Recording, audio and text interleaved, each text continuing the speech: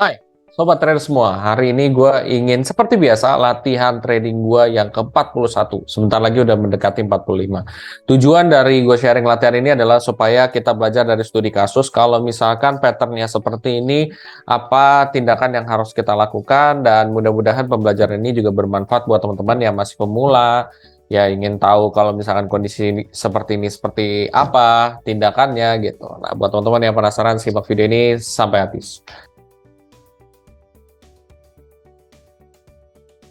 Perlu diingat ya teman-teman bahwa setiap investasi itu ada risikonya. Jadi tetap teman-teman harus pakai uang dingin.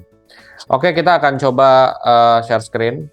Gue menggunakan salah satu aplikasi trading yaitu aplikasi MEFX atau Monex ya. Nah di sini gue trading di oil ya.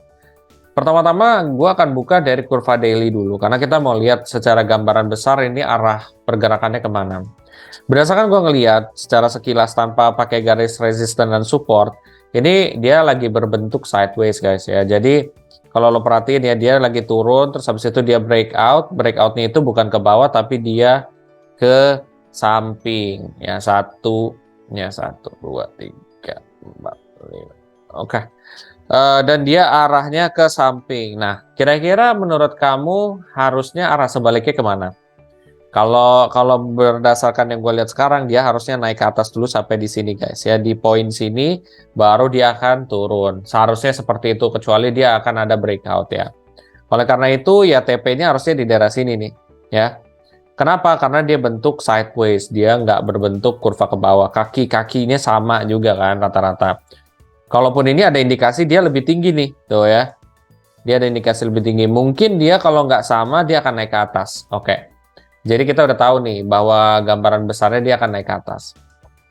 Gitu kan? Nah, kita lihat di M30. Kita lihat dari M30, di sini kita bisa lihat ya. Dia sempat turun, dia nyentuh dari Bollinger Band gua yang 20 bagi 2 ya. Jadi buat teman-teman yang belum pasang, coba pasang deh Bollinger Band settingnya 20 sama 2. Nah, nanti lo lihat di sini. Dia udah nyentuh di bar ini dan dia balik lagi ke atas. Dia mau mencoba jatuh ke bawah tapi nggak bisa. Dia mencoba di sini. Nah, biasanya sepengalaman gua ketika trading-trading yang seperti ini gitu kondisi, dia berarti mencoba banget nih untuk mentok ke sini. Nah, kalau kayak gini mungkin gua akan TP-nya di sini nih, 78,05. Ya, 78,05 stop loss gua akan di sini deh. 7763, 7805. Oke, bentar ya. 7805. Oke, 7805. 05. Oke, 7805. Sebentar, kita pakai indikator nih, gue kasih tahu nih caranya nih. Bollinger Bands. Ya, dia udah otomatis sih 22 ya. Ini lo bisa rubah nih tuh 22 ya. Di sini kan lo lihat ya. Tuh, kita di sini stop loss-nya di 77 7767 kali ya. Coba kita lihat. Terlalu gede nggak? Terlalu gede kan? Mana berarti kita di sini deh. 70 kali ya. Coba ya. 70 gede. Oke, masih lebih gede. 77. Jangan terlalu pendek juga. 778 coba kita lihat. Nah, almost the same nih. Ini masih nggak masalah ya. Lo terserah nih lotnya lo mau pasang 4 atau 5 lot, cuman gue sih agak sedikit confidence ya, jadi gue akan pasang 6 lot aja. Nah, oke. Kita akan lihat di sini. Ini kalau bisa sih lebih rendah lagi kali ya. 80. Oke. Ya udah hampir 1:1 kan kalau stop loss sama TP. Udah gue tinggal tunggu. Nah, kenapa gue bisa mengambil posisi lagi naik? Karena teman-teman itu harus lihat tuh tadi di M30. Jadi di M30 tuh biasanya penentunya. Kalau dia misalkan kita pakai Bollinger Band itu dia mencoba untuk masih naik nih, tapi dia nggak jatuh-jatuh nih. Harusnya tuh kalau udah kayak begitu tuh dia udah kena garis tengah dia akan berusaha jatuh. Tapi berapa kali dia mau jatuh dia berusaha naik lagi. Terus kayak begitu. Oh berarti akan ada momennya walaupun dia turun dikit dia akan naik nantinya gitu. Jadi biasanya sepengalaman gue gitu. Dan kalau kita tarik dari kurva yang tadi H4 sama D1-nya itu kan emang dia kaki bawahnya yang terakhir itu lebih tinggi dibandingkan kaki bawahnya yang sebelumnya. Nah, potensialnya itu dia bakal ya bakal naik ke atas gitu, melebihi dari puncaknya tersebut gitu. Jadi harusnya ini kan TP yang paling aman lah ya, maksudnya masih cukup aman.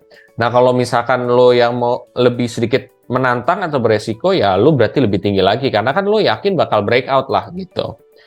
We'll see seperti apa, nanti kita akan ketemu lagi di hasilnya. Oke, setelah nunggu beberapa menit juga, ya mungkin sekitar setengah jaman kali ya, itu gue take profit di $120 ya. Jadi di sini apa ya, pembelajaran hari ini tuh apa sih? Pembelajaran hari ini tuh seperti yang tadi gue bilang. Kalau dia patternnya udah seperti itu, biasanya dia potensinya akan naik ya. Kenapa? Karena ya lo lihat tadi tuh di chart ya. Ketika lo dapet chart-chart kayak begini, kayak misalkan dia udah coba untuk turun nih, tapi dipentalin lagi naik, dia dipentalin lagi naik, dia dipentalin lagi dia naik. Dan emang sebelumnya itu dari yang turun ya. Berarti dia potensialnya akan coba untuk naik ke atas ya. Itu satu. Kedua, lo lihat dari H4-nya. Lo lihat kondisi H4 tuh seperti apa. H4-nya, oh kira-kira dia kayaknya masih ada potensi untuk naik juga nih. Ya udah konfirmasi tuh. Dari H4-nya emang dia potensi untuk naik, dari M30-nya dia juga lagi coba naik nih sepertinya. Ya udah di situ lo baru pasang posisi ya, pasang posisinya buy. Kalau sebaliknya, nah itu lain cerita. Misalkan lo lihat dari H4-nya dia itu menuju untuk turun nih. Terus lo lihat dia juga berapa kali tuh coba untuk turun tapi dia naik lagi turun, dia naik lagi. Terus lama-kelamaan tuh kok harusnya kan dia naik gitu, balik lagi naik ke atas setiap kena Bollinger Band itu gitu di tengah-tengah. Tapi di sini kenyataannya adalah dia mencoba untuk naik lagi tapi agak susah. Nah, itu pasti akan ada timing dia turun gitu. Jadi, teman-teman kalau dalam situasi-situasi kayak gini coba lo kilas balik lagi lah gitu. Kita lihat H4, M30, M1 ya. Sebenarnya kalau lu H4, M30 sama M1-nya itu udah sesuai, ya udah di situ lo masuk gitu. Itu sih triknya. Karena biasanya dari M30 sama H4 tuh bisa aja beda gitu.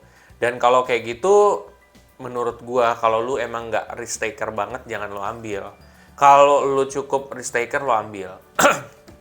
Seperti itu sobat trader semua. Mudah-mudahan ilmu hari ini dapat bermanfaat, latihan trading gua hari ini dapat bermanfaat juga buat teman-teman. Buat teman-teman yang setelah ini termotivasi untuk mulai trading di aplikasi MEFX, lo bisa pakai kode referral gue yang ada di kolom deskripsi di bawah ini. Oke, dan apabila kamu merasa video ini sangat bermanfaat, juga kamu share aja ke teman-teman kamu yang lain. Sampai jumpa di video selanjutnya. Terima kasih.